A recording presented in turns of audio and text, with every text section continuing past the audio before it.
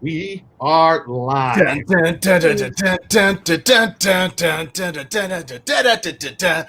Conguy! With Jim Fry.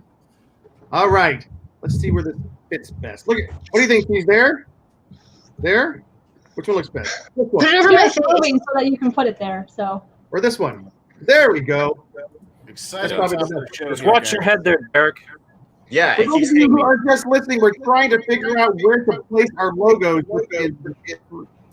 Uh-oh, I'm hearing myself reverberate. I can Me make too. it smaller next time. Okay. Welcome, everybody, to the January 18th episode of The Con Guy. Happy Martin Luther King Jr. Day. I hope everybody remembered this day. If you are not watching this on January 18th, we are taping the night of Martin Luther King Jr. night. And just always remember, peace, my friends. Peace, love, and let's just all have so much respect for each other. In the first half of tonight's show, we will be discussing WandaVision. Does it deliver? And we're not just talking about babies. After more than a year since we last saw anything from Marvel Studios, WandaVision arrives on Disney Plus to kick off Phase 4 of the Marvel Cinematic Universe. And you know what? We have a plan. Plus, and then in the second half of the show, we will give some time to discussing some in-person conventions that are currently scheduled. Whether or not they will stay scheduled, we don't know. But we're going to talk about it anyways. When will it be safe to go back to the convention halls? Welcome, everybody. Soon. Welcome, everybody. So glad to see everybody tonight. Let's go ahead and introduce ourselves. To my left, my right. So this way. Cheeseman, your way. Hello, it is He's from- Cheeseman here, media director of The Con Guy, wearing my new Spider-Man shirt my mom got me for Christmas. I think my mom may be watching right now. So, Mom, look, I'm wearing the shirt you got me. Next to Luke. Hi, I'm Derek. I'm a regular here, a contributor to theconguy.com. And this is not a particularly special shirt, but I do have some fresh Lego with me. These are Mindstorm's mini bots. Ooh. Me too. All right. That's very cool. Wait, Derek, let's see it again. Yeah, well, it's a set that came when I got the Upside Down and Central Perk. This was a free gift they were doing to go with it all. So it's this whole set of Mindstorm's minis, which I will try and show you without dumping Lego out. That's very You cool. nerd. Yeah. That's awesome. The All right. kids are in bed, so I'm playing with Lego. That's the way parenting should be. Yeah, that's All right. the only time you can get out the good toys is when the kids are in bed. All right. Notice I did not say asleep. There's still some chattering going on. All right. Uh-oh. Katie. I'm Katie. You're not the only girl anymore because we've got the lovely Danae right there. I also made some Legos like a week ago. We haven't had a show. It's the new Hufflepuff. It's the Hufflepuff set of the book set that they have for Lego. This is the Hufflepuff one.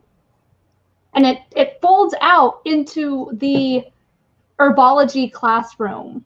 And then each set has 2 minifigs of like the students, and then the professor that's with it is the head of that house. So like I have Sprout because she's the head of Hufflepuff House. And there are 4 of them, and they all fold. The whole scene folds into itself, so it's easy to store. It's pretty awesome. That's cool. That is so cool. Lego keeping us organized. It was a Christmas money purchase. All right. Who's next to Katie? Hi, I'm Danae. I'm here. I'm an author and I guess somewhat regular hangout-y of Con Guy Happy Hour now. Also, I want to point out that Ben and I are twinning tonight because we're both wearing Batman. Look at that. We can stand back to back. Maybe I should switch back. Although, can I wear Spider-Man and Batman together? Yeah, that Yeah. works. Sure, why not? But it's I'm not a wearing shirt, so it doesn't match. We don't say that you can't watch one and you can watch the other. Remember, Luke? Like That's right. Enough We all people wanna bring them coexist. together in one movie. Yes, we want to get along. We want to get along. Yeah, we cannot stamp out hate with hate. Yeah. Finally, good old buddy Ben. Hey everyone, it's me, old buddy Ben. Tonight, my red cup is brought to you by the delicious taste of Pepsi Twist, which they don't make in the United States anymore, and I have to special order this from Europe. Whoa. Hey, is Humble anybody? brag. I ordered Pepsi from Italy. Here's the thing. Pepsi Twist Also- came out, what? Blood good. Good. Yeah, good to see you. Jonathan Wilkinson, I still need to watch WandaVision. I also thought it was called Wanda and Vision. Very confusing. Jonathan, watch us tonight, or spoiler warning, you can watch tomorrow after you get done watching it. Oh, look who's here, Luke. Hey, Mom, look, the shirt. I don't know if you saw the beginning. I'm wearing the Spider-Man shirt. That's Luke's mom saying Hi, hello Luke's right mom. there. I dressed myself today. Luke's in his 30s. Hey, I'm just going to throw it out there. Is there any cool news that anybody has heard this week that we want to talk about before we jump into? Oh, and Jonathan says, "Nah, I'm cool with the spoilers." Awesome, because that's all it is tonight. All right. Anybody heard any cool news? Anything? Yeah. So Godzilla versus Kong, has been moved up to March. Yep. So we're getting that a lot sooner, and we saw a couple little short clips and a teaser that Warner Brothers released for all the stuff that's coming out in theaters and HBO Max simultaneously this year. Mm-hmm. There was a lot. We saw like Godzilla coming up out of the water and Kong punching him in the face, saying, "No, get back in that water, Godzilla." It was awesome. I was so stoked when I saw that. I saw like somebody say, "There's a trailer for Godzilla versus Kong," and I immediately got online and saw all of 2.5 seconds of that big scene there. It looked pretty epic, but I'm excited. We get a whole lot of really quick clips of everything that they're putting out. So it was one short teaser for like 15 different titles. But we got a little quick shot of the new Suicide Squad. We got something mentioning this new Matrix prequel or whatever it is. I found out that Alexander Skarsgård is in that movie, and I didn't know that Alexander Skarsgård was in the new Godzilla movie, so I'll definitely be watching it. Mm-hmm. Yep. That's all I know. Other than that, it's Godzilla versus Kong. And here's a cool tweet from James Gunn, because his Suicide Squad was previewed, and then he tweeted this out. 5 months ago, while quarantining, I started writing a TV series, mostly for fun, in between Guardians drafts and cutting the Suicide Squad. I wrote the first season of Peacemaker in 8 weeks, and now here I am on the first day of shooting. Life is surreal. Let's go. So he's got a new series. James Gunn's got a new series he's doing. That's pretty cool. Wow. I don't know anything about Peacemaker, but I just love what James Gunn does, so I'm excited about that. It's not really like entertainment news, but it is kind of in the same world as conventions, in the sense that Disneyland announced that they were no longer going to be doing annual passes. That's huge. Which honestly, given the climate of the world, I am not surprised. And as someone who has been an annual pass holder and someone who used to work at Disney, it did get a little crazy. It did get a little crazy because there were a lot of people who are just annual pass holders, and the whole day might sell out if they have to do limited capacity. They need to still get people who aren't annual pass holders there. So I understand it, and it did get a little crazy. So I'm actually think it'll be okay. Well, you know what, though? I think they kind of had to do that with nobody's using. I mean, it's kind of like a virtuous thing, I guess you could say, that if somebody is not being able to use their annual pass, then why charge them for that annual pass? I think it's a smart decision. I know that they say they're coming back with a new kind of program that is membership based. So Ben has his hand up. Yeah. Excuse me. Pardon me. I have thoughts. I was reading some breakdowns on this, and the annual pass program is close to 40 years old. There was a lot about a lot that probably needed to change about it. And part of it was Disneyland is just getting overcrowded in normal, times. Yeah. And they kept raising the prices of tickets and raising the prices of annual passes, and people just kept paying it. And I do know one thing they were trying to avoid, to Katie's point, is they were trying to avoid just being overrun when they do reopen with overcapacity. Because everybody and their dog who has a season pass is going to want to go in there. Now, they haven't necessarily. It was complicated. My season pass expired shortly after everything shut down, and I was refunded the money that I, paid towards it that I didn't, get access to the park. Some people had the option of continuing to pay for their annual pass, and then that kind of counting towards after the park opened again or something like that. It wasn't what I was doing, so I didn't really pay much attention to it. But yeah, I think it's smart of them because there were a lot of things that probably needed to be changed about the annual pass program for Disneyland.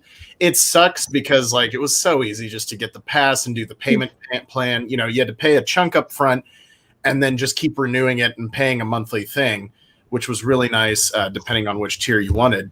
But yeah, as somebody who saw the gross over population of the parks, it probably is a program that needs some changing. So I'm looking forward to seeing what they replace it with, this membership program or whatever it is.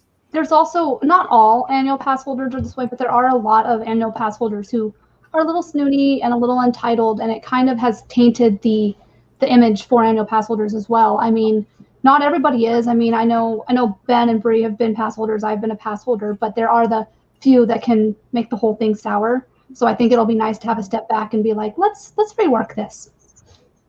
Mm-hmm.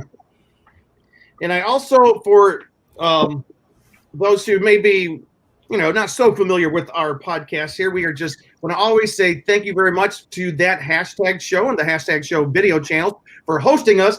They are fantastic. They're such good people. And if you haven't had a chance to check out that hashtagshow.com, they've got a couple of, they've always got some good content on there, but I'm on their site right now. And I just want the rumor, Charlie Cox has finished shooting Spider-Man 3. Charlie Cox, everybody know, why are you excited today? What?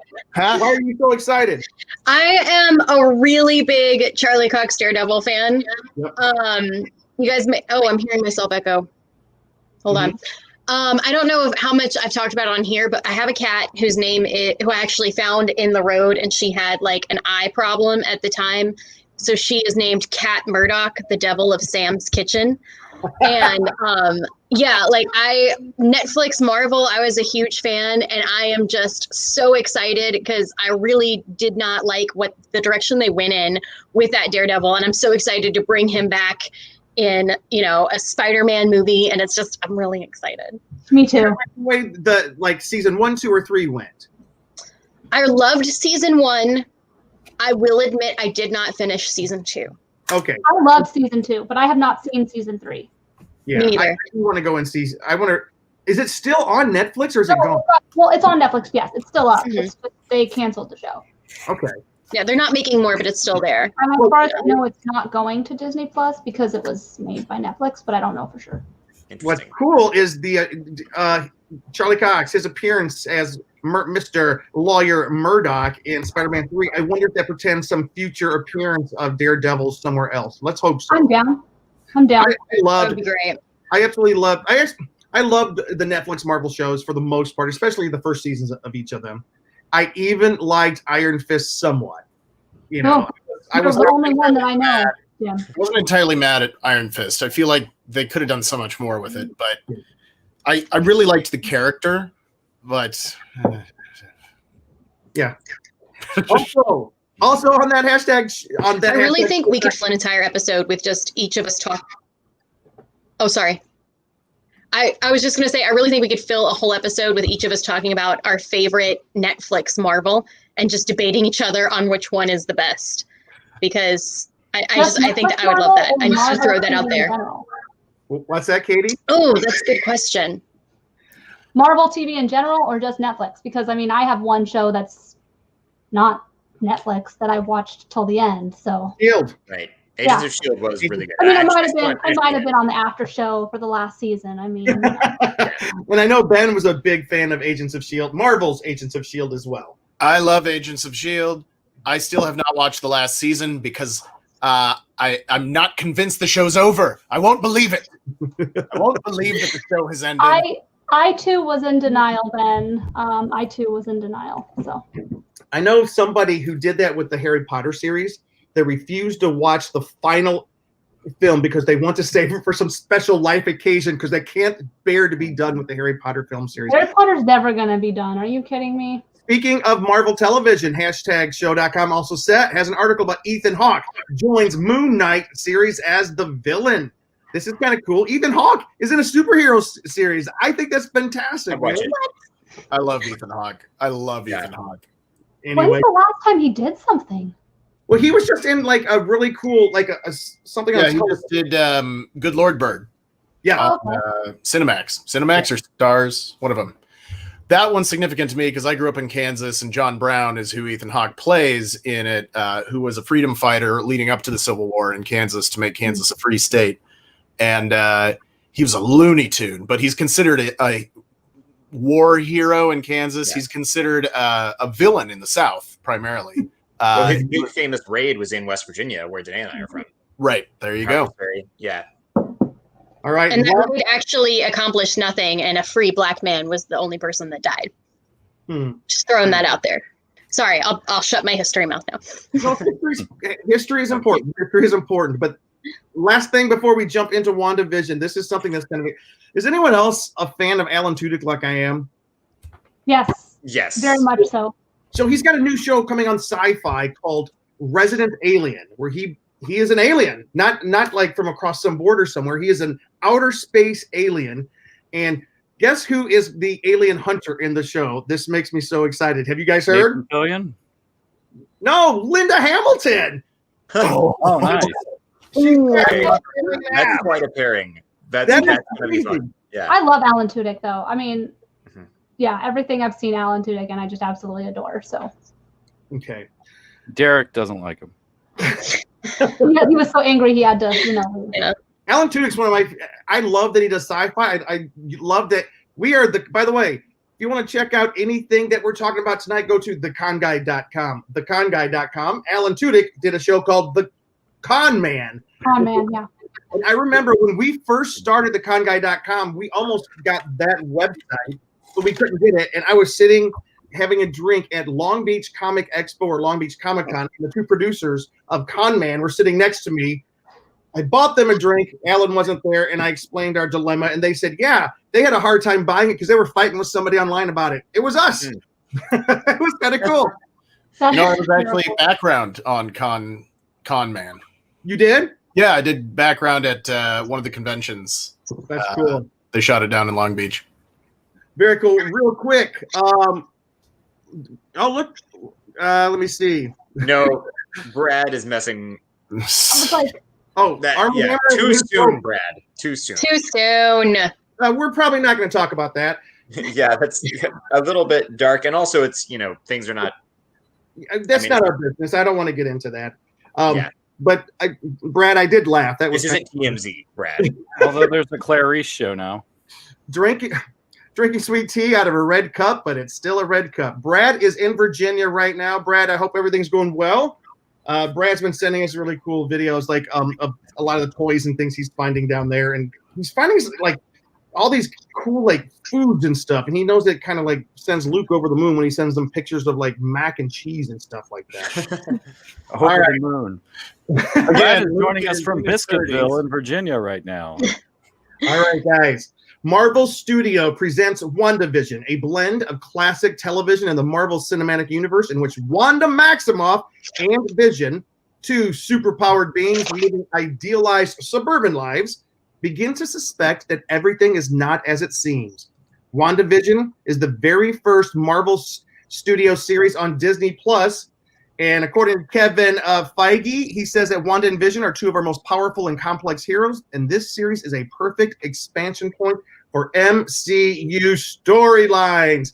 All right, we're going to follow the same rule we did with Wonder Woman. We're starting with Circle of Love. What did you guys like about this?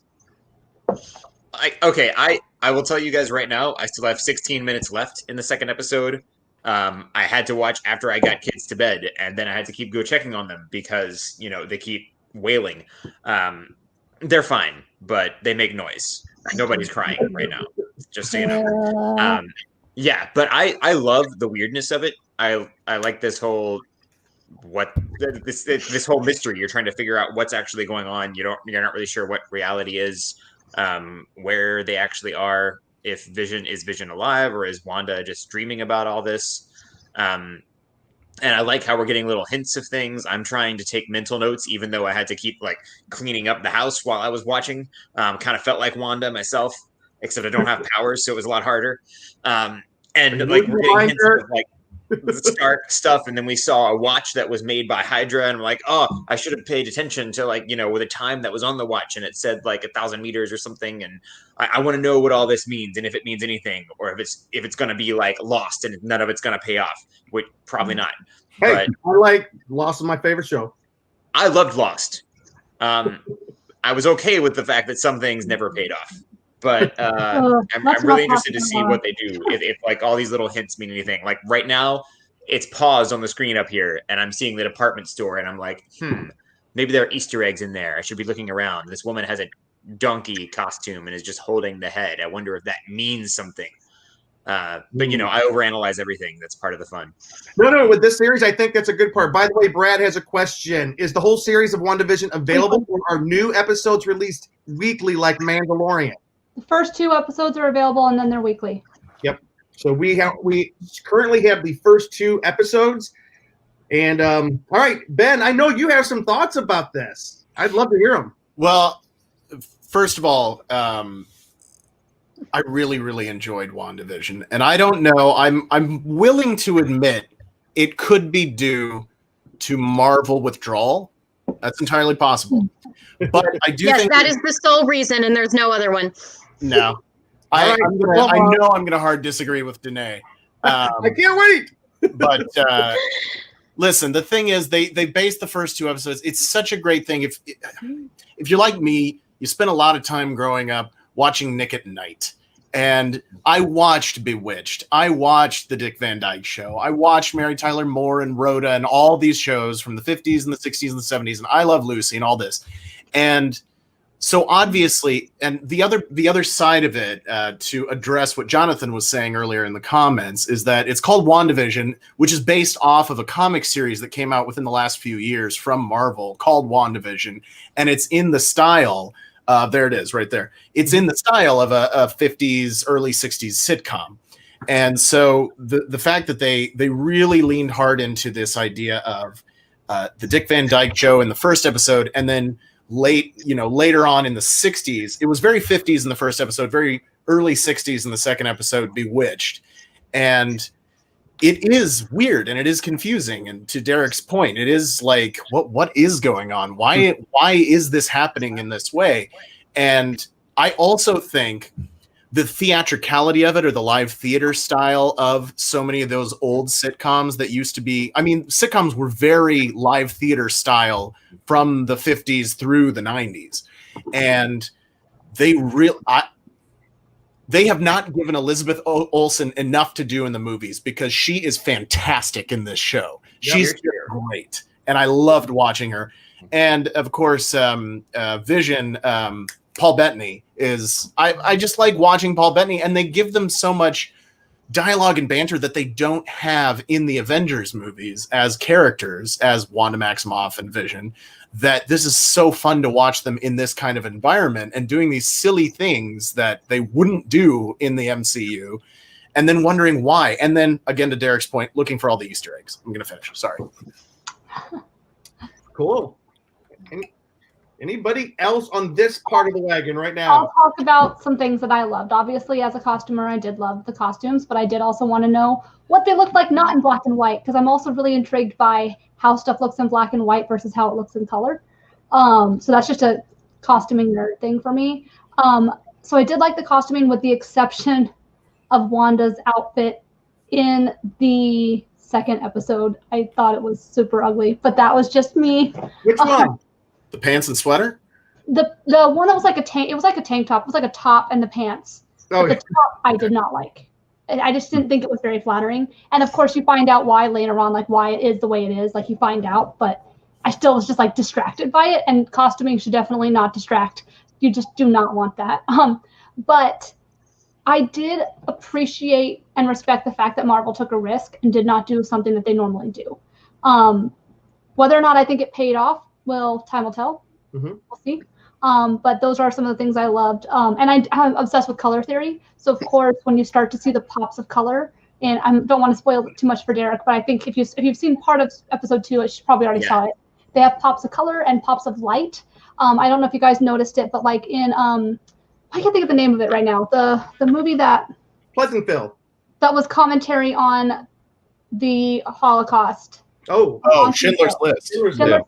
completely Definitely not pleasant. I know. but- Also part of the Seinfeld universe. So in Schindler's List, there's only two sources of non-black and white that they used. It was red, which was to tell a story so that you could follow certain events in the movie, and they showed the lighting effects. And if you watch WandaVision, at least from what I noticed, you see the color of the light sometimes, but that's it.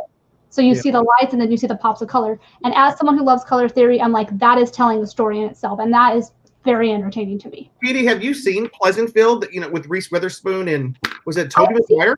Of it, and if I did see it in its entirety, it's been a very long time.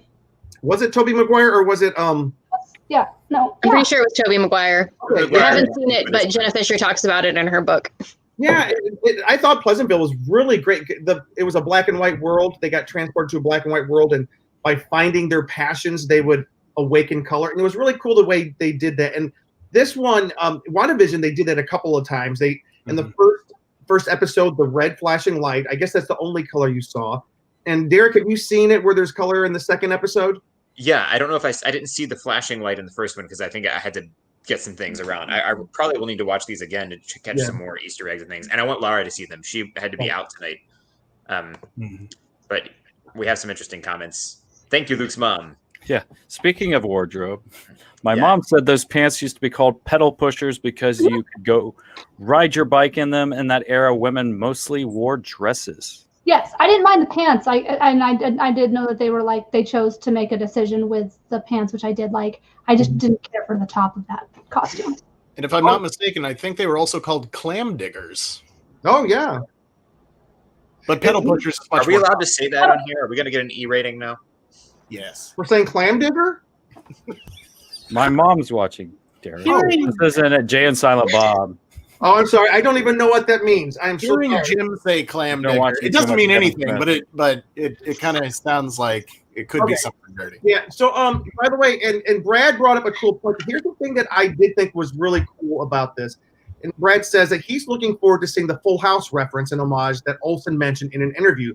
I actually I have the media kit for WandaVision, and they have some pictures from that episode when Agnes, the nosy next door neighbor, she's dressed all in her 80s, her hair up, and she's got the whole 80s garb on. It's really kind of funny. I think that part of this is super cool, the way like each episode they're getting closer to present day. They're going through different genres of sitcoms.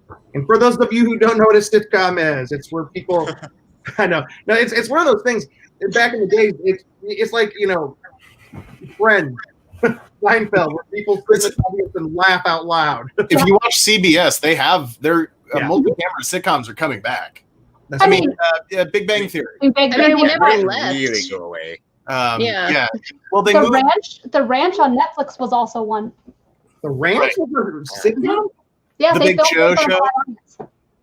I didn't know that. They've moved a lot towards Mr. Iglesias on Netflix is also a multi-camera sitcom. For a long period in the early aughts, they moved towards multi-camera sitcoms like Scrubs and stuff like that, where there wasn't a live audience. But there's something really nice about live sitcoms. My wife and I have been binging through Cheers. Yeah. Recently, and it's so good. It's so good. Speaking of your wife, she has a cool comment here that I didn't realize. The director of WandaVision also used the same special effects that were used in each era. Nice. Oh, cool. Meaning, Ben, do you know what she's talking about here? Well, just like Wanda's powers with the floating plates and that sort of stuff. I mean, you look at it, they didn't use CGI in this. Yeah. I mean, they did at some points, but like when she's like trying to make dinner and using her magic, like in Bewitched or whatever, it's clearly like fishing line, like holding these plates and stuff up.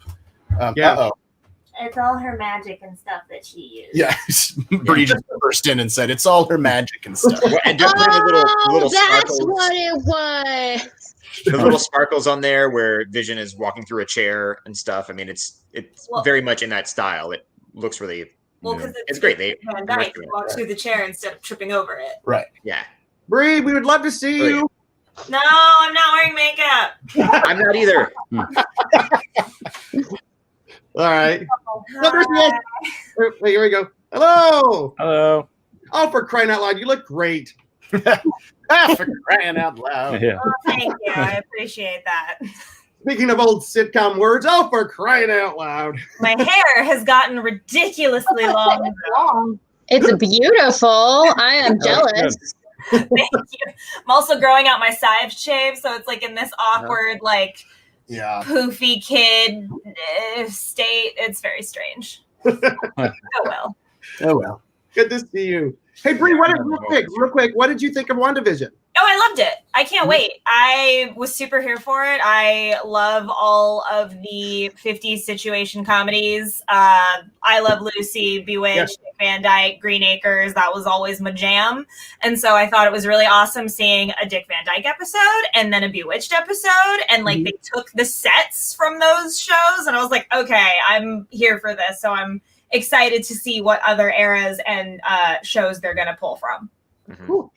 Apparently, Dick Van Dyke is a consulting producer on the series. Oh, Wow. well, that makes sense. Yeah. Also, the Dick Van Dyke show absolutely holds up if you decide to watch it again. Oh, yeah. Because I was doing that at one point. I went back, I watched Dick Van Dyke. I've been watching Mary Tyler Moore. I've been watching Rhoda. I'm just... I'll just mention we've been watching Cheers. Yeah, we've been doing Cheers. And then, Mr. Bear is the new Ted Danson show. We watched the first 3 Do episodes it. of Mr. Mayor on NBC, and it's pretty funny, especially if you live in LA. Yeah, it's just a love letter to Los Angeles. Yeah. That's awesome. Yeah. Okay. We need to bring Nick at Night back. Nick at Night used to be so good, and then Nick TV at Land Night- kind of took over, but not as good. Is now like Fresh Prince of Bel-Air and Keenan and Kel. Mhm. Like, That is so Keenan weird. Kel? Doesn't make sense to me at all. yeah. That is so weird. I'm just like, no, And Friends. it made me feel old. I was listening to something on TikTok and they're like, this is for the older TikTok generation, like people who were born in the late 90s. And I I was knew like, exactly I where you were see going with myself that, out Bree. with my cane. The older TikTok generation. That exists. I knew The older exactly. TikTok I knew generation. But older is classified as being born in the late 90s, Jim. Yes. Then what? Then I am stinking ancient. Oh You're my the Gandalf, Jim. I was like, why? Hey, by the way, real quick news on Fresh Prince of Bel-Air. Did you hear they're coming back? It's coming back. Doing a reunion, right? They did the reunion that aired on HBO Max. No, a new show is coming back. Oh. However, it's coming back as a 1-hour drama. What? Yes. Is it based off that trailer they released a few years ago, like the indie short, where it was like a trailer for a drama? Fresh Prince. I don't know. We're off I topic. don't know. I'm gonna go back and watch my Night Stalker documentary. Oh, okay. I need to watch that. Oh, hi, doggy. All right, guys. Listen, I know that Danae is just busting. She's just busting. We don't want her to be contained anymore. Danae, come on, bring it at us. What do you You got think? opinions. I have like a planned reply, but I'm welcome to people interjecting as long as I can get my thoughts out. Okay. I will say one thing first. I have in the WandaVision relationship that's existed since Civil War, I have trouble getting past the fact that Vision is a robot. Kind of. Like he is an AI enabling a robot that is able to put a human shell over himself that is 18 years older than Elizabeth Olsen, and that just really grosses me out. But he's worthy enough to lift Thor's hammer. That's Doesn't true. that make him That's have all a you soul? No, I had a comment that I texted Katie, and it is just so mean. I'm not gonna say it. I'll send it privately to you all later. But I'm not a fan of Vision, and honestly, Wanda and Vision kind of ruined Infinity War for me. Wow. Wow.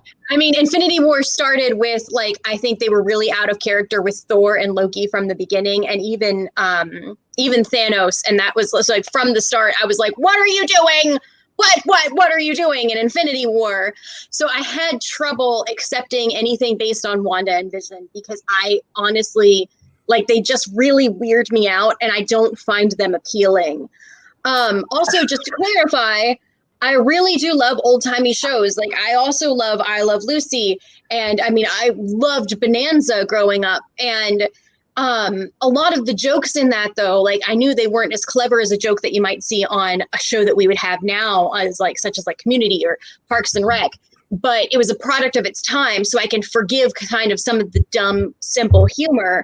But the jokes that they had in those shows were still more complex, and the writing was more clever than the writing I was seeing in WandaVision.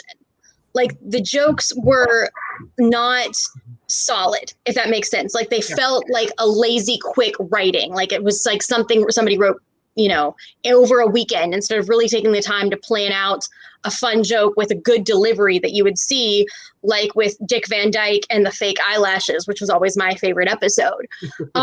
It felt really rushed. And overall, like this entire series feels like a Tony Stark one-liner that somebody grabbed and turned and shoved into a TV show. They stretched it like Play-Doh until it became a TV show.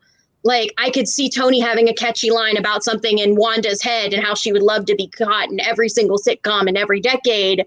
And then like somebody just grabbed it and stretched it way farther out than it could handle. Stop it.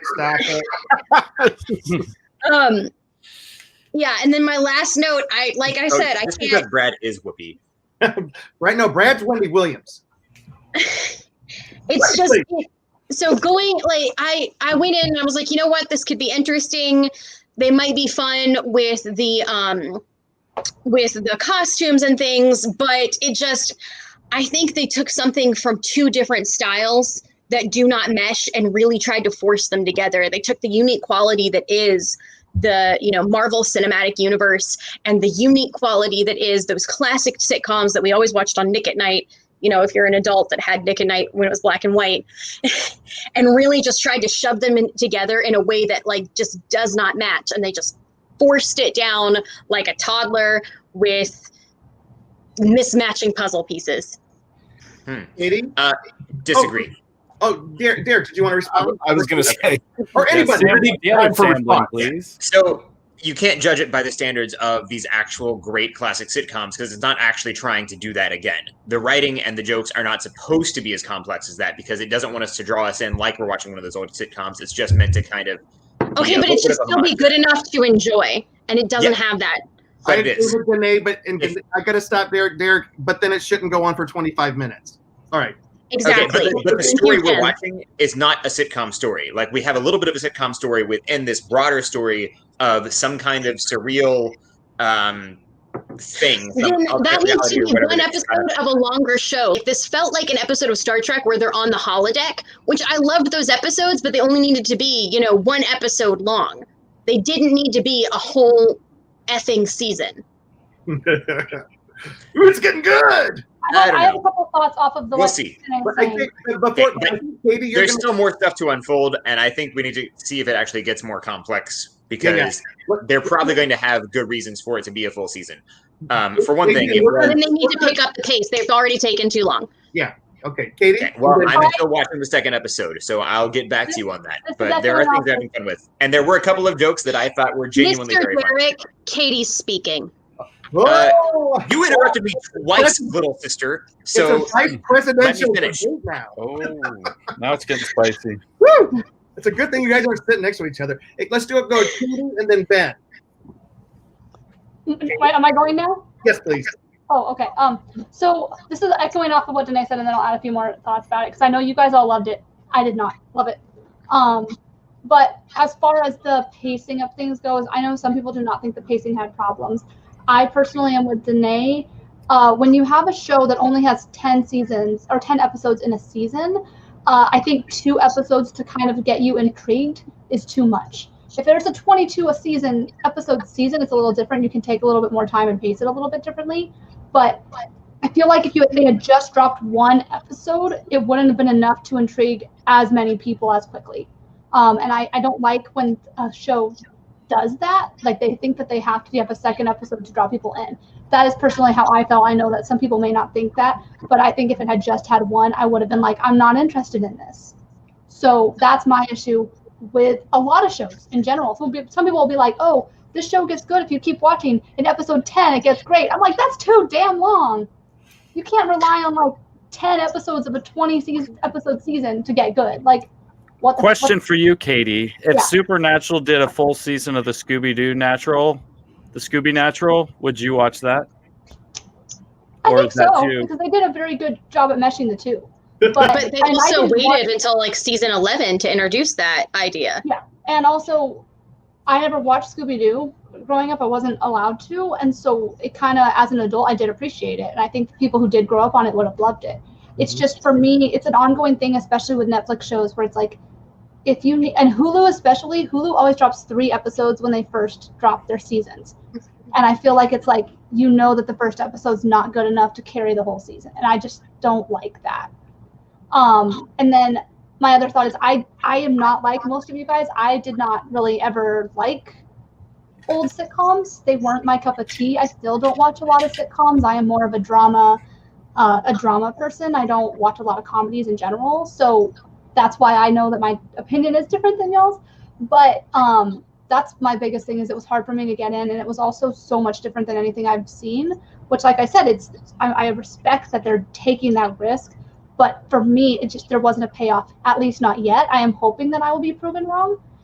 There are certain things that I hope happen in this show that help, with what retconning stuff that they've done in the MCU and connecting things, and with the whole Fox and Disney merger, whole bunch of stuff they could do, a whole bunch of characters I hope they incorporate that will bring me more into it. But just as of now, I'm not sold. So let's do Ben, and then we haven't really heard from Luke yet. So we need to. Can I make one apology real quick? I'm so sorry. I did pull out my phone right before Katie started talking, but that was because I needed to text the con crew. So Katie, I am so sorry that I had my phone out while you were starting to talk. And Ben, I'm sorry to take your time. Did you text us? My time? No. So essentially, what I'm hearing Danae saying. Wait a second. Can we share Danae's text? Wait. I'll let Ben share it. Right at the bottom. Hold on. It's pretty attractive. She texted me yesterday. Yeah, I'll go ahead. Ben, this is her text. The best thing Vision did was die in Infinity War. Good Lord! So essentially, Jim here's said what, it, not me. here's what Danae said. Danae said, I hate pizza, so I've decided to become a pizza critic for the Los Angeles Times. That's what Danae just told us. Basically. Danae literally told us, I hated this show. But to be fair, I hate these characters and their entire storyline. So... Yeah. Kind of like, I hate pop music, so I'm going to be a judge on American Idol. Right. Also, John Brown is a hero. Anyway, so what we're... I got a kick out of that. That was funny. I think to Derek's point again, I will say, is it's not supposed to be a sitcom. The purpose of the Dick Van Dyke Show was to be a situation comedy. The purpose of Bewitched was to be a situation comedy. And the purpose of this is to emulate situation comedies to illustrate that something is very wrong. And first of all, this isn't a pilot of a new TV show. This isn't a pitch for new characters. This isn't a new storyline. This is a continuation of a storyline that we've had for going on 13 years now. That's a good point. So it's not necessarily something. Yes, the jokes are not that clever. They made me chuckle a little bit just because I reveled in the nostalgia of it. The jokes were not funny. They're not really that clever or funny. Right. They're these. And So Ben's far, a there's comedian. one joke that I really laughed at in each episode. I think. Right, yeah, but they're very set up and knocked down, very drab kind of one-liner, emulating what the 60s comedy was. But the illustration point here is that something is very wrong. We know what happened to Wanda and Vision in Infinity War and Endgame. Something is clearly very wrong. And Derek, the red light that was blinking in the first episode was the commercial, which I love the retro commercials that they've done for. Yes. Yeah. Okay, so that was actually blinking red. Okay. The red light was on the toaster. It was blinking red. And then at the end of the episode, we have a little bit of a reveal, which if you're familiar with the comics at all and with any of the news that's been coming out related to, I'll say it's somewhat related to S.H.I.E.L.D., somewhat related to when we last saw Nick Fury, I believe at the end of, what's it? Captain Marvel? Captain Marvel, yeah. We see these little reveals, and so I'm looking at this as like, okay, this is just a couple pieces of this storyline, and I am willing to bet money that there's going to be stuff that's going to throw back to all these dumb things we thought didn't have anything to do with anything in these first 2 episodes. Is it supposed to be a sitcom? No, it's supposed to illustrate that something is very, very wrong. And as far as that goes, knowing what Marvel's delivered so far, I'm hooked because I want to know what happens and what is wrong, because clearly Vision is dead. Vision is not alive. Where did he come from? What's he doing? And there was a key point when the plate crashes into his head and she says, "My husband and his indestructible head." Well, it's not indestructible because Thanos crushed it in Infinity War. Yep. Best thing Thanos ever did. I do think, though, that I have a couple of theories, but I want to get to Luke first. And Luke, why don't you introduce what your mom said, because I think it's a cool quote.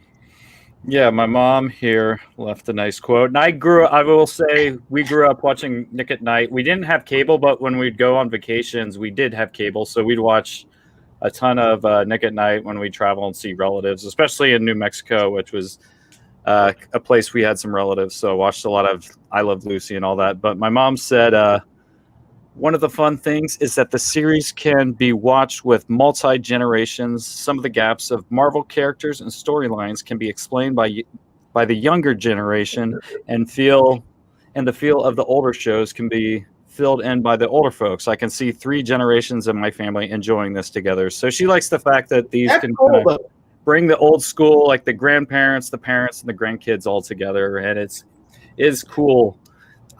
I think so as well. And being a fan, and I'm kind of more the middle one, watching the Nick at Night and everything. I think it is fun, but yeah, don't know exactly how the grandkids responded to it yet. Would be interested in kind of their opinion of it, but I'm sure they enjoyed it somewhat as well. But now my review is, I did enjoy it as a fan of those different things. Very similar to Ben's review of what he was saying growing up on everything.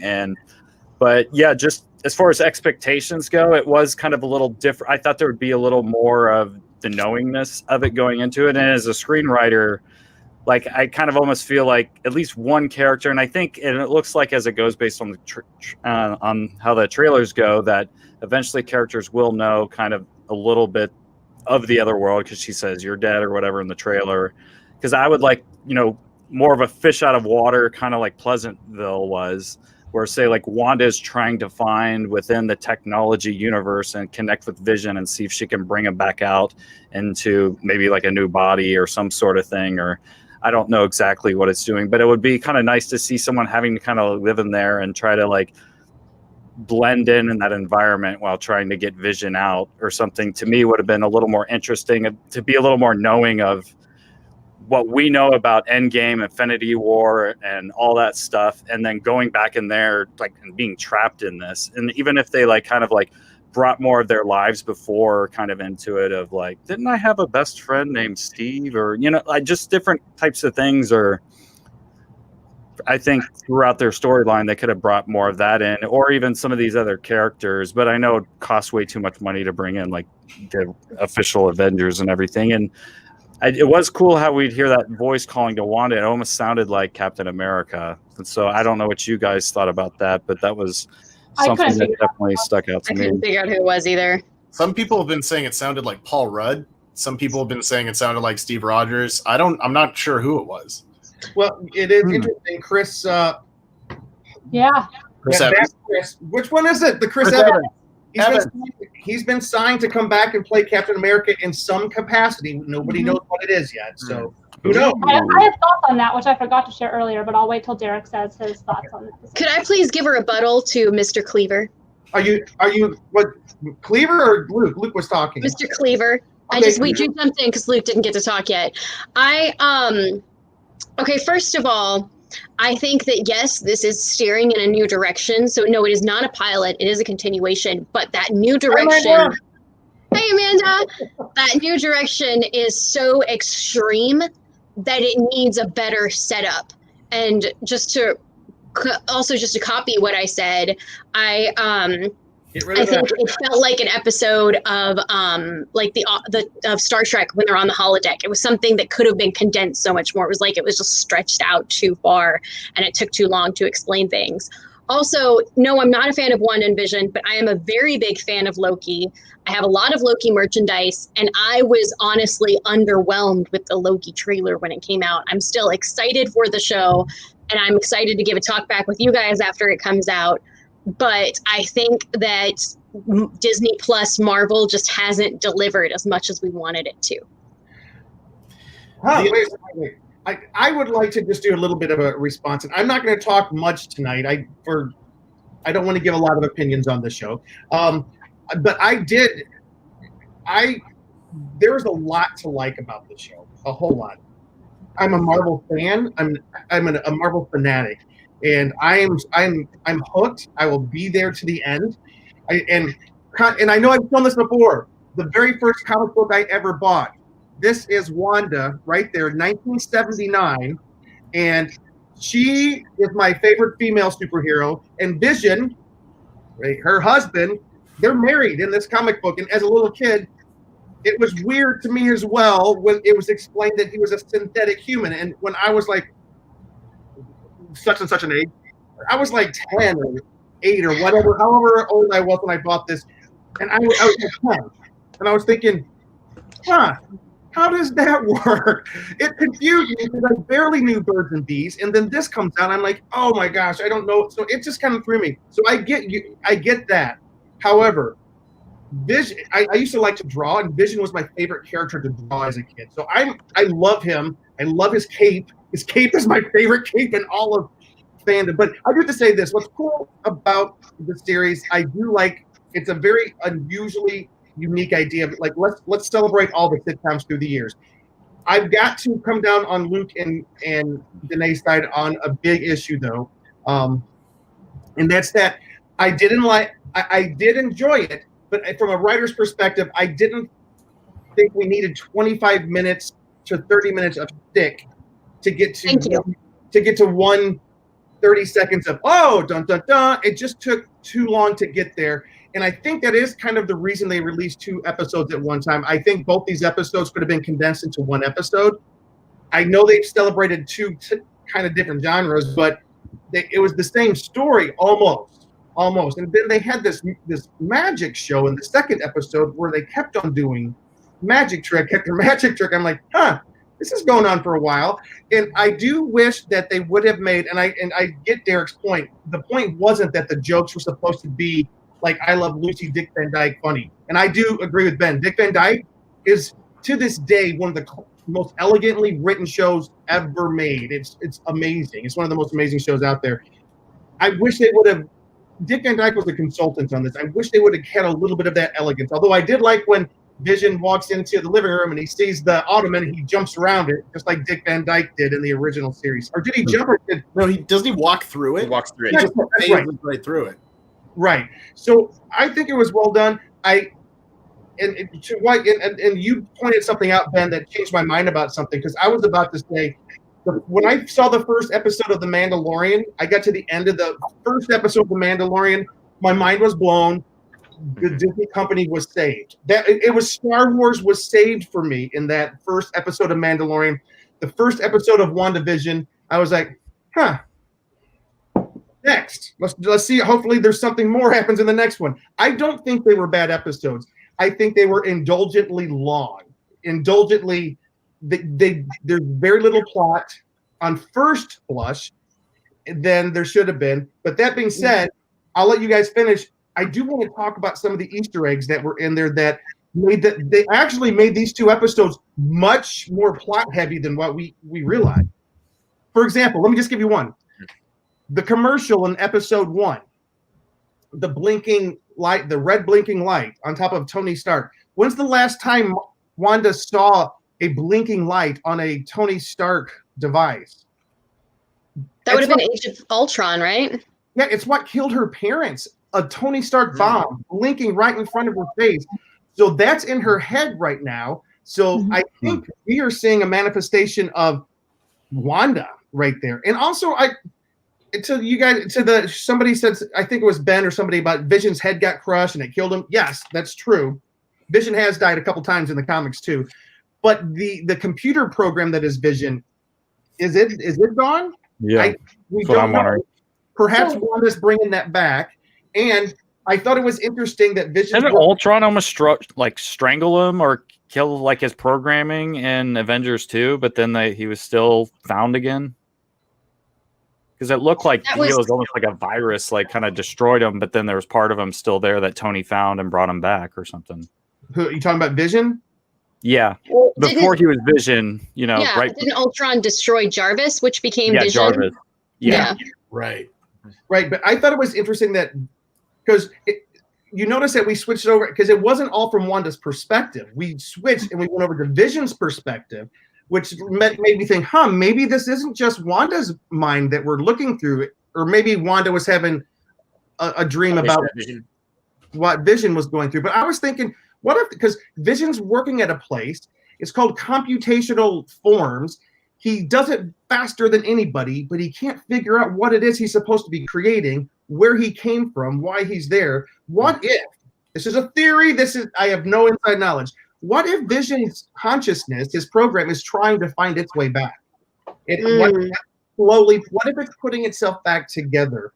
Mm-hmm. But I'm going to throw it back to you guys to finish up your, but I have a couple of Easter eggs here I do want to throw out at you before we end this part of the show.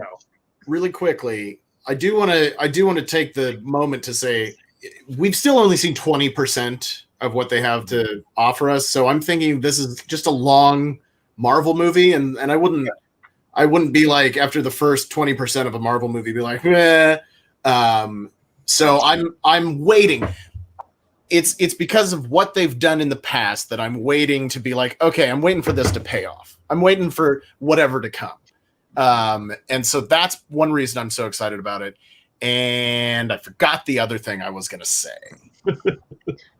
If I have one final thought to this debate, it's that if you make something that everybody loves or everybody hates, then you didn't make something well. Like you didn't do something right along the way, if that makes sense. Like, I think you really do need to have that debate with inside fandoms, have the disagreements. So, yeah, I didn't love it. It wasn't my cup of tea. I think it could have been better, and I would have enjoyed it more, even though I don't like those characters. But I don't think I'll stick around to see what happens. Brad had a comment. He goes, I think the show is an attempt from Marvel, and he's kind of agreeing with Danae, to make the two most boring characters in the Avengers films more interesting. Thank you, Brad. Well, I think that's MCU's fault too, though. I mean, Wanda is a very, very fascinating character. The movies have not done her justice. So I know that someone mentioned that earlier. So in some ways, that's not necessarily the show's fault. Yeah. Because Wanda has a lot of potential that we have not even seen on the movies. Yeah. So, yeah. Guys, I have a lot of trust in Marvel. I think, and we've seen some of the trailers for what's going to come. I think the series is going to turn out to be monumentally good. Yeah. I'm hoping so. And I will say this, like, every complaint that people have mentioned so far are things that I fully expected to see based on the trailer. I was expecting this to be a slow burn. I was expecting it to be like a bit of a homage to the sitcoms without really being just like them and being as funny as that. And to Brad's point, no, neither of them is anywhere near as boring as Captain Marvel. And Ben has been waiting his turn, and he needs to go. Yeah, I remembered what else I was going to say. So Junior over at that hashtag show, great guy.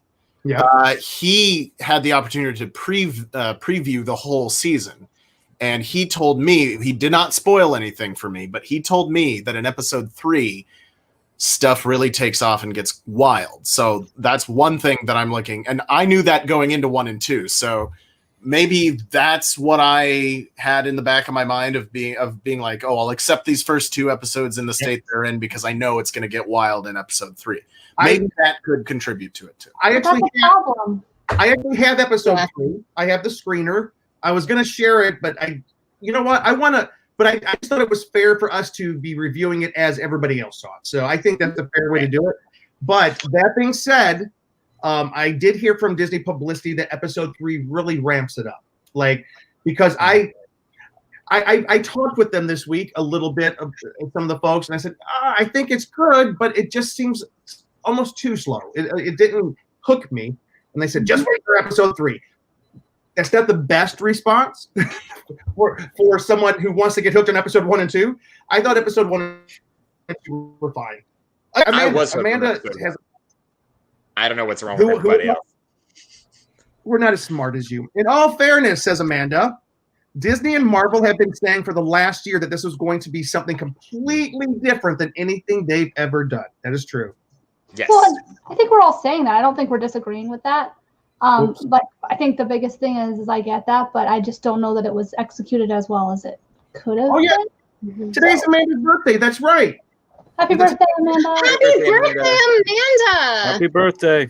Also, just to bounce off of what Katie just was saying earlier, Wanda has so much potential, and I really get frustrated with the fact that, like, and you guys are all gonna just shoot me for saying this, but that all of her stories have been around what happens to a man in her life when she has potential to do all these cool other things. It's her brother dies, and then what happens to her boyfriend. And I'm not crazy about that when she could be doing so many cool things. True. And I'll be honest with you, I have never in my life known Wanda Maximoff apart from Vision. I think they've always been like everybody's laughing. Did I miss something? Yeah, apparently it's not her birthday, but why did someone say happy birthday? I don't know. Brad. Being a troll. Okay, whatever. Happy unbirthday, Amanda. Wait, no, we're just the first to wish her happy birthday. That's it. Yeah, we're just ahead of everybody else. All right, In September, Amanda. We already said it. It's a very belated birthday. Or very early.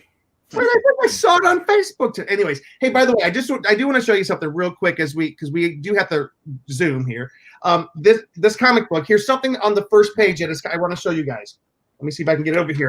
I'll just stand up. Do you see that picture? Hey, Luke, can you make it full page? Where are we at? Luke, you do it all the time. Okay, here we go. So can you guys? So that's Wanda's brother, and that is a cow, a talking cow. No. The cow's name is Boba. When we were Quicksilver and Boba. Bova, Boba, like a bovine. So that was kind of like the nanny that raised Wanda and her brother when they were growing up. The animated WandaVision opening part. Did she also nurse them? Anyways, the animated WandaVision opening for the second episode. It's a cow. I mean, is a throwback to Bewitched, which was really cool. But you'll notice in the opening, it contains a reference to Wanda's childhood. They're in a grocery store, and you see a poster for, kind of gross, Bova milk. It's kind of cool the way that they have that, and she's the midwife. She helped to deliver Wanda and her brother Pietro when they were little kids. Also in that grocery store, this is a clue. There's a sign in there called Auntie A's kitty litter. You'll see it. By the way, I'm not giving spoilers. This was in the animated opening. Auntie A is a reference to another member of the comic supporting cast, the ancient witch Agatha Harkness and her cat-like familiar named Ebony, which might make you wonder about Catherine Hahn's neighbor who happens to be named Agnes. That's what people have been theorizing. And by the way, I love Catherine Hahn, and I think the casting to have her in this is so good. I love her expressions and just the interaction with her and how she's showing up. And She's fantastic. She's so good. I was just about to say the same thing. Aged in like 20 years. But I did want to say one more comment, and I have to say I hope that they elaborate more on this. The one message that I did really appreciate about this show is this is her grieving. She's literally grieving right now, and she's so far gone. Amanda, we can all agree there. Yes. So I hope that we do get more commentary on grief is not the same for everybody. Grief shows many different forms, and I hope that they don't miss that opportunity because that is one of the strongest points that I got from these episodes. Hey, Luke, you had something to say. Yeah, my final thing I wanted to say is I'm looking forward to when conventions return, cosplay and all that, because I think there's a lot of cosplay and a big couples cosplay that come from this. And I just want to show this picture here of the magic show. I expect to see this if there is some meeting up this year. I bet some people will do the couple cosplay of when they did the magic show of Wanda and Vision. Yes. Her look in that scene. Ben, you should try this one. I was living for her look in that scene. Oh, it looks great. Can we just say it? She was strikingly, wonderfully beautiful in every frame of the series. I mean, thank God for her. But anyways, I'm just fanboying. Just real quick, I'm going to go through a couple more things. This one's the important one, the helicopter. And Derek, you saw the helicopter. Yeah. It was in Technicolor. It was the same color as Tony Stark, his Iron Man outfit. But it also bears a logo on the side. And Ben, I think you might have mentioned this or something. Do you know what the logo was? What appeared to be the logo of SWORD, which is essentially, in very distilled terms, it's Space Shield. It's I believe it's the Sentient World Observation and Reconnaissance Division or something like that. Yeah, that's what it is.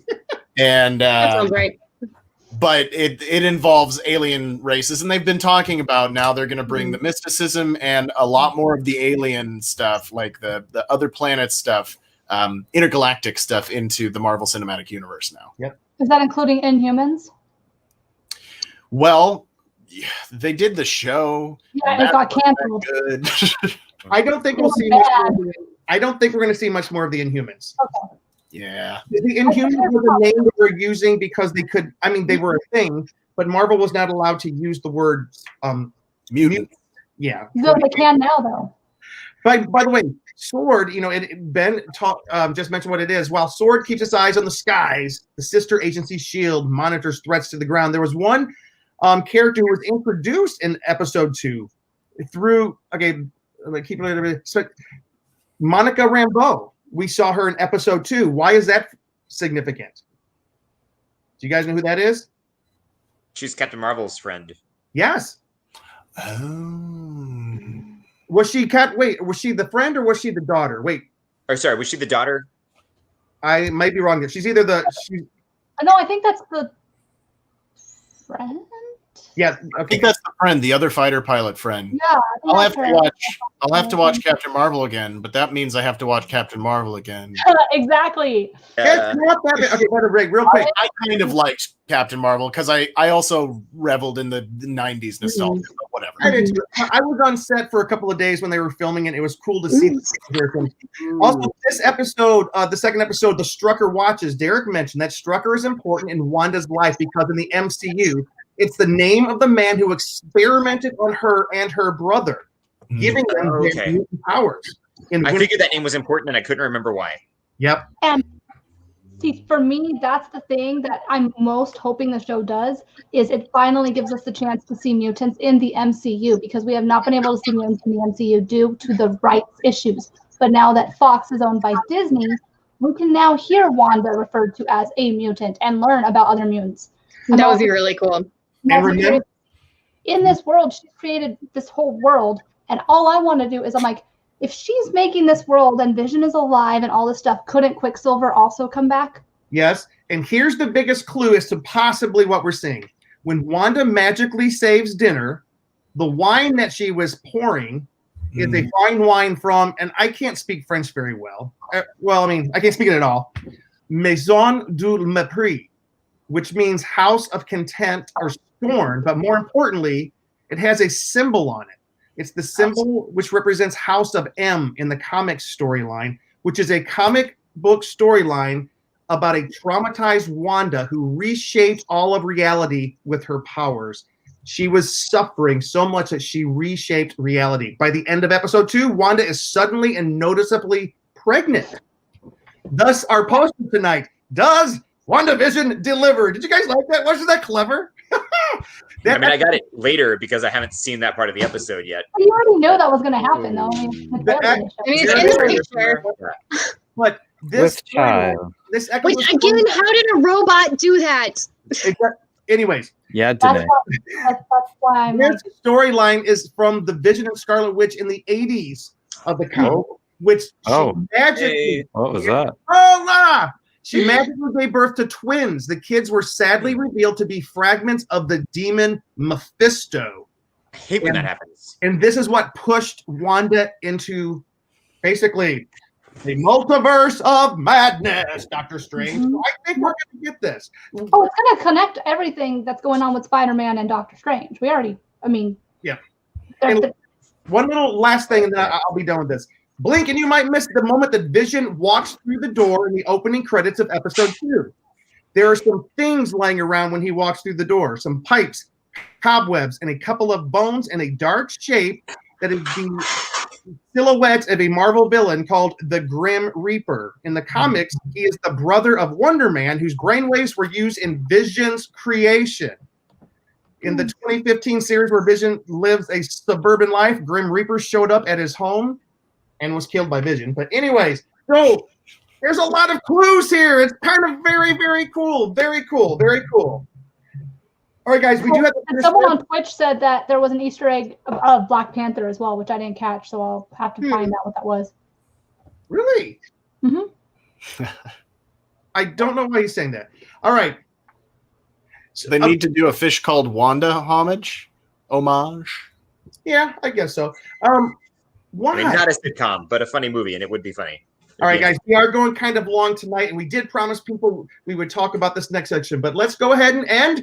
All right, guys. So for WandaVision, I know Danae's going to stop watching. The rest of you guys, are we gonna stick with it to the end? Oh yeah. Oh yeah, for sure. I think episode 3 will determine that for me. Danae, could we possibly encourage you to reconsider? I might watch episode 3 if I'm allowed to text you guys the whole time and make fun of it. As long as Ben doesn't promise to hate me after we acted like best friends and wore matching shirts tonight. How about I wrote a song about it and everything, and then he gets so mad at me for my lady opinions.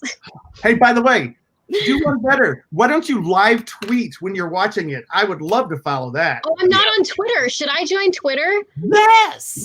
No. Worst. That's for another I've been live tweeting my True Blood rewatch, so the answer is yes. All right, Okay, guys. maybe I'll get on Con Guy specific Twitter and just live tweet it. Why don't we'll just give you access to the Con Guy Twitter page, and you can live tweet from there. Please don't embarrass us. Take over. Sign Danae. Sign yes. Sign it. Yeah. All right, guys. That is what we think of WandaVision. WandaVision continues every Friday on Disney Plus for the next, how many episodes is it? 8. So next 6 weeks. Next 6 weeks, and then followed very quickly thereafter by the next Marvel production, Falcon and the Winter Soldier. I don't know why they put the "thes" in there. Yeah, I don't know why they put the "does" in there either. It bothers me. Okay, I think it's just easier to put on a poster. All right. No, it's not. All right. Thank you, Marvel. We are enjoying it. All right. Let's talk briefly about conventions. And this, by the way, could be a contentious discussion, but it's not going to be. I'm going to preface it with this.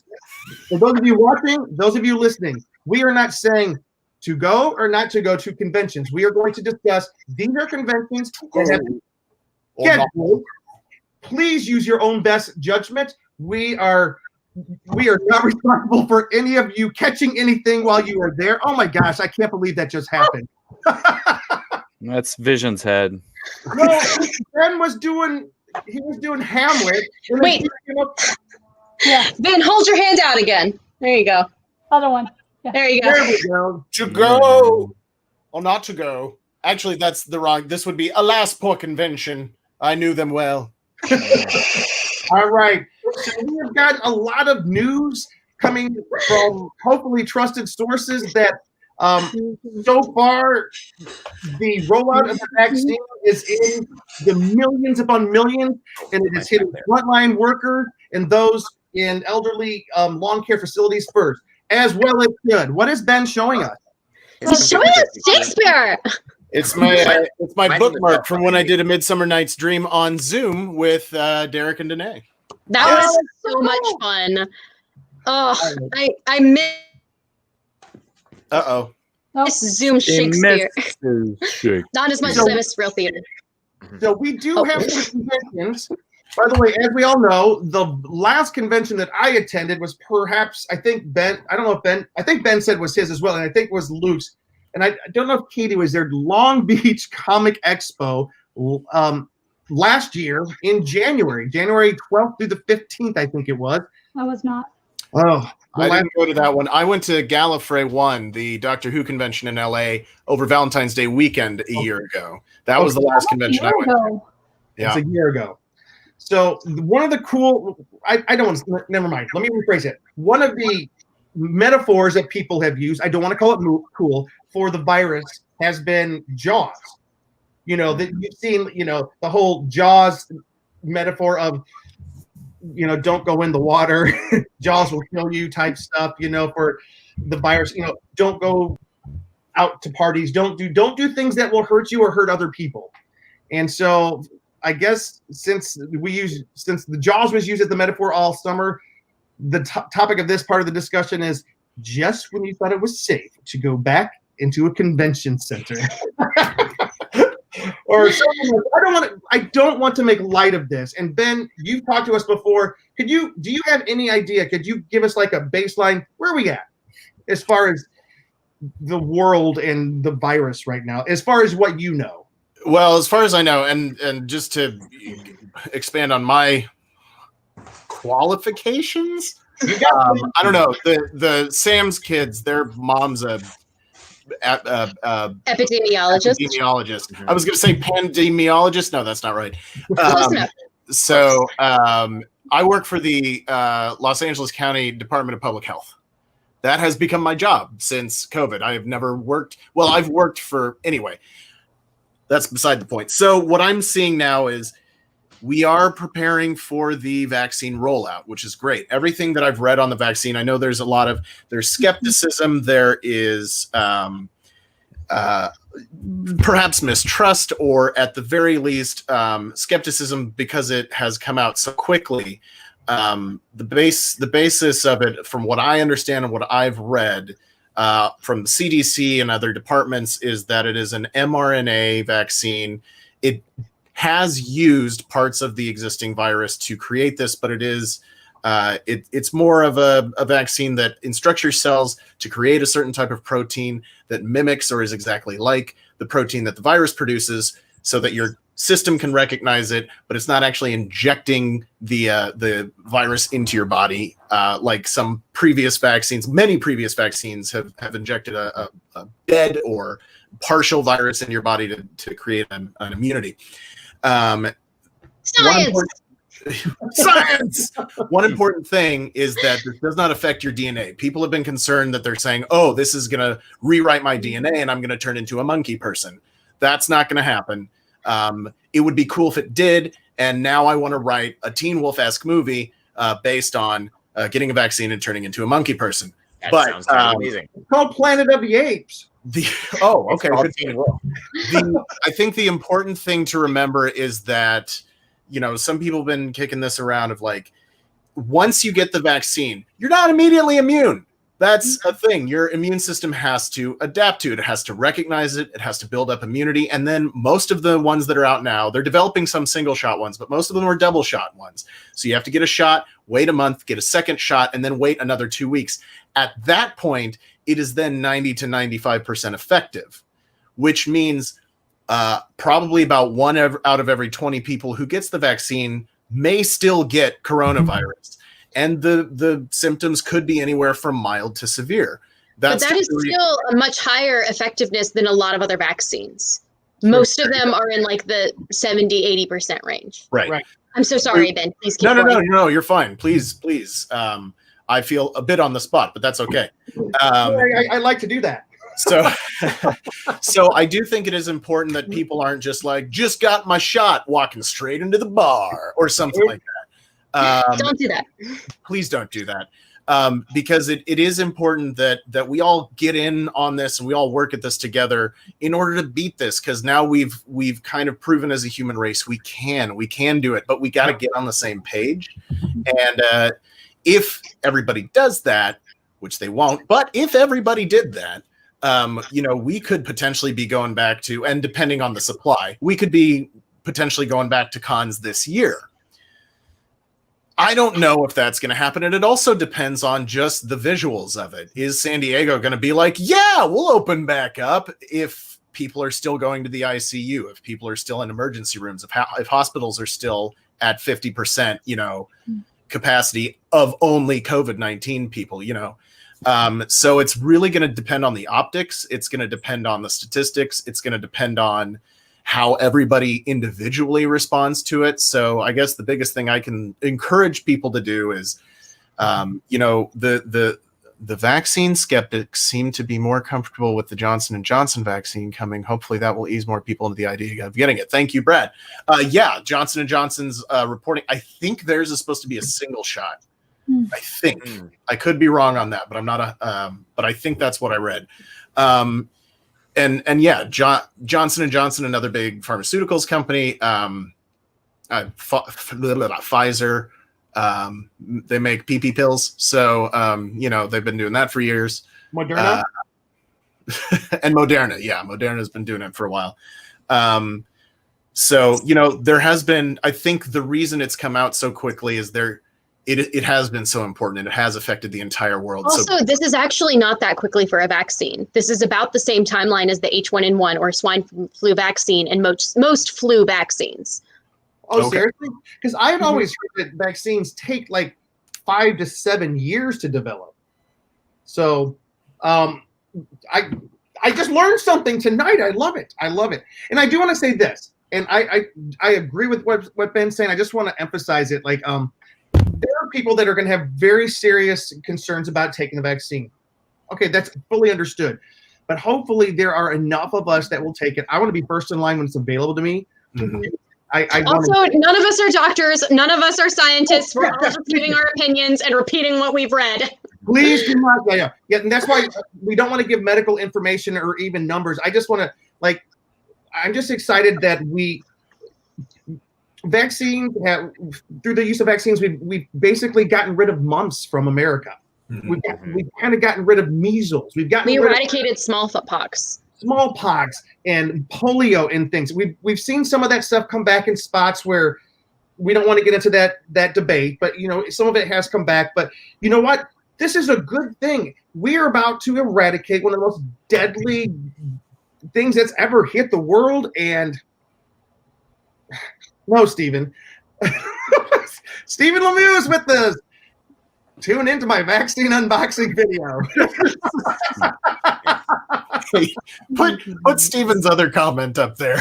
Put his first comment up there. Just saying, hey guys, waiting on footage to transfer. Not that one, the other one. Oh, wait. So the COVID vaccine works the same as Viagra? Because you said Pfizer. Yeah. Oh, okay. I said they make PP pills. Okay. That being said, the best guesstimate. My mom's still watching, by the way. Oh, very cool. So yeah, okay. So we don't know. He doesn't know. So none of us know when we'll be able to go back to conventions. Let's just say that right in front. We don't know. But here are some conventions that are coming up soon. We don't know, but we suspect that WonderCon is not going to happen this year, guys. It's usually very close to Easter weekend. It's perhaps my favorite convention of the year because San Diego I love, but sometimes it's too hard. WonderCon I absolutely cherish. I cherish WonderCon. But after that, the first of the big conventions happening is Memorial Day weekend, which is so iffy. 5/28. That's the Phoenix Fan Fusion, which is one of the largest in the country. They usually have like 100,000 attendees. After that, in August 12th, MegaCon Orlando. September 2nd, DragonCon is scheduled. September 10th, Rose City Comic Con is scheduled. In October is New York Comic Con, and then we think December. And Amanda, if you're still on, I think that's when LA Comic Con is there towards the end of the year. And Amanda did have an interesting thing, and I let's just share this real quick because she put some effort into this. California has opened up vaccination to anyone 65 and older, but there aren't enough vaccines to go around, and due to allergic restrictions, the Moderna vaccine has 330,000 doses distributed to 287 providers across the state that cannot be used. One of my coworkers who works security in a hospital got the first dose of the vaccine over 2 weeks ago and was supposed to receive the second dose, but they ran out. And I also know that California is having a problem distributing all of their vaccines, because they don't have refrigeration that can handle all the vaccines we've been given yet. So come on, California, we've got it. Let's make sure we get it to people. We have closed down Dodger Stadium as a testing site. It is now becoming a mass distribution site. And speaking of Disneyland, it's now a mass distribution site for the vaccine, which is very cool. Anyways, guys, I just read a list of conventions. What's your best guesstimate of when, I don't know, either when you would be comfortable or when you think people will be comfortable going back to a convention? I would be comfortable going to a convention after getting the vaccine because, but the thing is, we do know the vaccine prevents you from getting coronavirus, but we do not know if it prevents you from spreading it. So I would be comfortable getting a vaccine and then going with other people who have received the vaccine, but still in heavily trafficked areas, spreading out and wearing a mask. That's my answer. Mhm. I've got to get a new camera. Yeah, I was. They're great. I was like, we've gone so long without Ben freezing, and then we finally Freeze it got on such a great pose every time. Yeah. You're just so photogenic, Ben. Yeah, he looks like he's just thinking. That's such a great shot of Ben. Hey, Danae, to add to a question on that, and anyone else who wants to answer, you said that you would be comfortable going if you got the vaccine after it was able to set in. I don't know how many weeks or a month or how long that takes. But you say you'd be comfortable if everybody else around you kind of had the vaccine. Yeah. Would you guys be comfortable with vaccine passports? That's a touchy subject. That's a difficult question. Signifies you were vaccinated. Because that's just a whole nother level of questionnaires. And it's hard because like how much should we let our freedoms be restricted? Because as much as I think vaccines are important, there's some people of a lot of different religions that do not agree with that. And they have the right as an American to say no. Right. And that's why it's all the more important that when you do believe in a vaccine, you get one so as to protect the rest of the herd. But do I feel comfortable with the government deciding whether or not I can travel? I don't think I have an answer to that. Well, I do think. Let's not get to that one. Maybe it's like, can a private convention require a vaccination? Well, if it's your own private property, you can require us all to wear red hats if you want to. So that's a whole other thing. Pick a different color. Purple hats. There you go. Polka dotted hats. As far as it comes to conventions, if they need me to show that I've been vaccinated so that I can go to a convention and to try to keep everybody safe, I'm personally okay with it. And I would feel more comfortable knowing that everybody there was responsible and taking everybody else's public health in consideration. I would still wear a mask. I still think that we are going to still have to do certain things just to still be more safe. I have no problem. I've been wearing a mask for almost a year now. I've been back at work for 6 months to 7 months now, and I'm just kind of like, it's part of my uniform now. That's kind of just the way I see it. So I think it is possible. I think it's going to take a lot of planning on the conventions. I think it's the responsibility is also going to be fall to the conventions, whether or not I'll go. It's going to be getting out the information about exactly what is going to go down and what is going to be put in place health-wise, and based off of that information, I would be able to choose if I'm going to go or not. That because it is going to be fall on them as well for that responsibility. Derek. Yeah. July 22nd through the 25th, San Diego Comic-Con 2021. Yes or no? I mean, it just depends on what happens between now and then. Like at the moment, I am kind of like, I'll take what precautions I can. And I just kind of have to live my life. As far as going to San Diego Comic-Con, it would just depend on how things are between now and then and what precautions they're taking and what precautions I'm able to take myself. I mean, like washing hands frequently, wearing a mask, that at least does something. And I will probably have a vaccine by then. I know there are limitations on some things, but also like as foster parents, since we have to interact with foster children and families, we might be able to get one sooner than we would otherwise if we weren't doing that. It just kind of depends. But yeah, and as far as because we don't really know if the vaccine will help prevent us from spreading it to others, I'm really uncomfortable with the idea of saying you have to have a vaccine before you can come in here. If we don't even know that it actually does help, like it might. But it's kind of, and also it is a question of what can someone do with their personal space, and some of that is some of that's also, though, okay, we don't have laws saying this, but if our whole culture is demanding it, how is that any different from having a law saying so? There's a whole lot we could talk about in that, but we're not going to, because that's not what this podcast is about. Me personally, me personally, like, I don't necessarily have a problem getting the vaccine. If I'm just trying to go to the store and somebody's like, show me your papers, I'm very comfortable with that, wherever I am, private or public. Like, if I want to go to my friend's house and they're like, you can't come in here unless you show me your vaccination paperwork, then I'm like, okay, I'm sorry, I thought we were friends.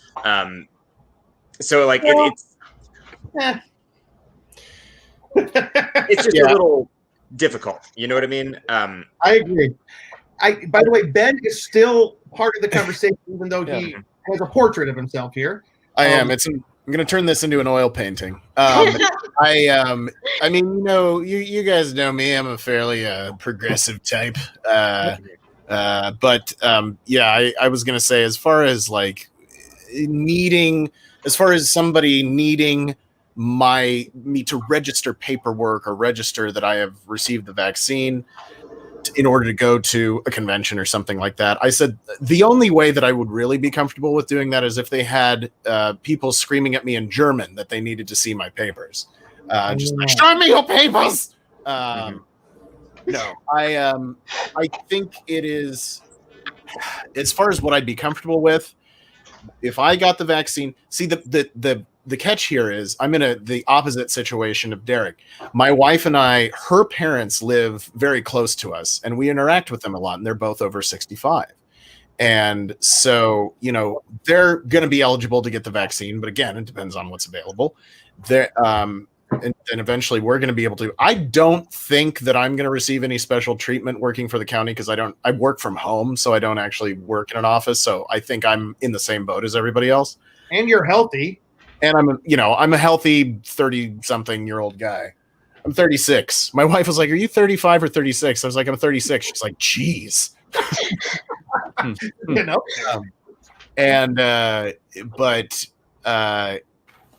think it's just, again, I'm just echoing what everybody else said. I think it just depends on what the situation is surrounding everything, what the convention's doing, what the culture is doing, and where I'm at as far as having a vaccination, and the people close to me in my life. Am I going to feel comfortable risking going out and being among a bunch of strangers after this? And I'm going to keep wearing a mask for a while after this is all said and done. So, Ben, let me ask you this. Your best guesstimate, maybe not you personally, but San Diego Comic-Con, will it happen this year? July, the last part of July. To be honest, I'd say it's a toss-up. It's a toss-up. It's such a big convention. Are they going to limit it? Are they going to limit it to half capacity? Is that going to be a huge issue? Because it's already a huge issue getting people in there at full capacity. Yeah. So are they going to risk that in being controversial, dare I say? Or, I don't know. That's a tough one. Like I said, it's a toss-up. It's hard to know because everything's changing every day. And so we really won't know possibly until March, April, May, how things are going. And and depending on what the hospital capacity is at that point, are they going to want an influx of 300,000 people into San Diego? Right. Because, last year, this past summer, the convention center became basically a hospital. Yep. Yeah. Wow. Yeah. Can I just make one comment, because we are like the con guy? I mean, we are all obviously so into science fiction and all these other neat things, but just how wild is the science of the world that we're living in, that we've been able to develop this vaccine already, and that we just lay out these plans. Like, no, it's awful that this virus happened, but just our reaction to it and just the way the healthcare world has worked around it is just fascinating to me. What seems like science fiction is happening in real life in our response to it. And I think that's what's amazing about us as humans, is how we can fight back and keep living. Yep. And how so many people and businesses were able to respond. Like, you had so many companies just shifting and usually make t-shirts, we're going to make masks now. And other big companies started manufacturing ventilators and things like that, and N95 masks. You had this people just shifting gears to try and, I mean, for one, businesses, had to survive, but also they're trying to keep the world alive. And so many people independently were just trying to do things to help cheer each other up. Like, thank you, John Krasinski, for pointing out so much of that. Too. Yeah. Like John Krasinski would play video clips of just neighborhoods where people were doing things and doing drive-by parties and stuff, just to try and make things brighter. And we, as Danae was saying, we saw that a lot from a lot of people. Yes, there was a lot of nastiness too, and some people like built up their rage and put it out in a lot of angry political rants and all sorts of other stuff. But you saw some goodness coming out of people, and I think we'll still see more as things change. Like every time something horrible happens, you can see goodness too. Yeah, and I just want to, those of you who are listening or watching, in case you feel as if we may stray into politics from time to time, just to let you know, this show, these 6 hosts, we cover the entire spectrum of political opinions and beliefs. We each are at our own spot, and we're very diverse. So I don't want you ever to think we're coming at you from one opinion or the other, except for we love conventions, we love fandoms, and we just love encouraging people. And that's what we are all together on. And we want these conventions to continue. I love the fact that Ben and the Samblings have a little bit of insight into, vaccines and what's going on, and can kind of like clue us in. And I think, yeah, that's a very tiny bit. Yeah. A little baby bit. Just a little bit. My best guess is that San Diego is the toss-up 50-50, and if they do have it, it's not going to be as in years past. It's going to be smaller. I don't think it can be.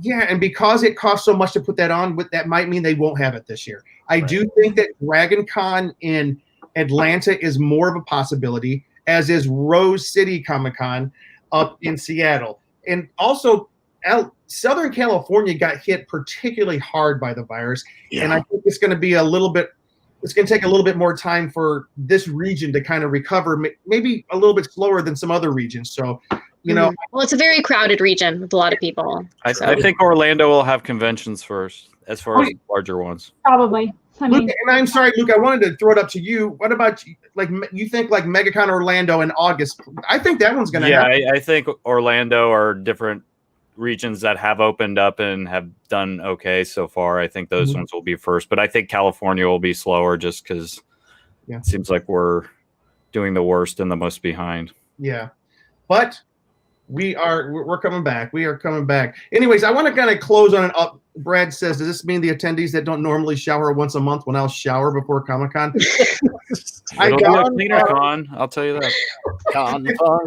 I think you're hoping for too much. By the way, thank you everybody for watching the Con Guy happy hour tonight. Cheeseman, where can people find you? It's right there, but just talk about yourself. You can find me at Cheese on Couch on both Instagram and Twitter, and also on theconguy.com. Find Cheeseman. Sure. If you can find me, I've made a mistake, and so have you. Don't look for Derek. Shadow. Clandestine now. And he's being for real. All right, Katie. You can find me on all social media at KT_Christine, including Twitch and TikTok. I'm also doing a really special Twitch stream tomorrow night, starting at 8 p.m. for about 4 hours to 6 hours. Haven't decided yet. I'm doing theme streams once a month, and I am doing Party Like It's 1999 theme tomorrow. I have some really fun stuff planned, so if you guys want to hang out, I'm going to do I have a costume contest going, so if you join the stream, I can tell you how to enter it. It technically ends at 6, but I'll probably extend it until this Twitch stream. And there's prizes and all sorts of stuff, so tune in. Thanks, Brad. We all agree. If everybody can come together, we can be... Okay. Perfect timing. Freaking Brad, says Amanda. Danae. You can find me on, if I can learn to do this right, there it is. You can find me on Instagram at DNAYS. And maybe on the Con Guy Twitter as I watch the next WandaVision. We'll see what happens. Make it happen. It's going to happen today. It's going to happen. The only way I would watch the show all the way through is if I was captured by the KGB and they wanted to learn all my secrets. And even then, it would be half an episode, and I would tell them everything they wanted to know. And Ben's back with us. He's been there, but we can see him. I got to get a new camera. Maybe I will by next week. Might be a couple weeks. We'll see. Hey, everybody. It's me, old buddy Ben. Well, wait, I'm wait on this. So first, I wanted to share this. My wife and I had never seen the movie Johnny Mnemonic, and we watched it last night. And the thing, I think it was one of those things where since we didn't see it in the 90s when it came out, we were like, so we ended up turning it off after a little while. But the movie that's so bad, it's unwatchable. It's a movie that's so bad, it's unwatchable. That was an accident that I played twice, but we finally could use it. Yeah, there you go.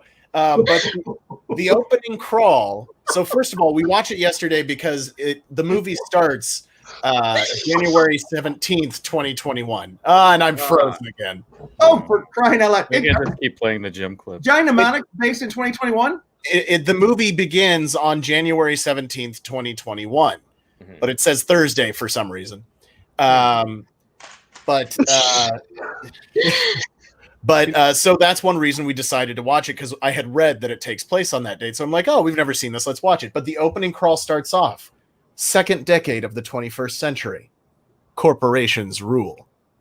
The world is threatened by a new plague. And we were like, what is going on? Are you serious? Yeah, those are the first three sentences. Second decade of the 21st century. Corporations rule. The world is threatened by a new plague. And then it goes to say NAS, nerve attenuation syndrome, fatal epidemic. Its cause and cure are unknown. And then it goes on. Ice-T's in it. He plays a really weird character. Anyway, it was just funny. This is not the second decade. This is the third decade. I know, that's the other thing. Of the 21st century. And then it opens up and says Thursday, January 17th, 2021. And we were like, yeah, 5 minutes of research could have determined that yesterday was not Thursday. But anyway, everybody, my name is Ben Cleaver. You can see my funny face frozen on the screen right now, but you can find me online at Twitter and Instagram at BENKLIEWER Cleaver. Hard to spell, easy to say, and remember, you can't see it, but I'm still drinking out of this red cup. And because I screwed it up. I'm always that's your oil painting. Hey Ben, why are you drinking out of that red cup? Yeah. Because whenever Ben Cleaver shows up, it's always a party. It really is. Oh. And you can find me. Just go to theconguy.com. You'll find me there. Find me at James D. Fry on Instagram, Jim Fry LA on Twitter. And I just have to, and Brad has a good point. This is the 50th anniversary of Lucasfilm this year. The Force will guide us back to convention so that we can celebrate Lucasfilm's 50th anniversary. Let's hope so, Brad. We hope so. And we are going to end this episode on beloved Ryan Nielsen, excited about The Mandalorian. All right, guys, it's been a great show. We shall see everybody later. Bye-bye. Good night, everyone. Bye. Good night. Bye.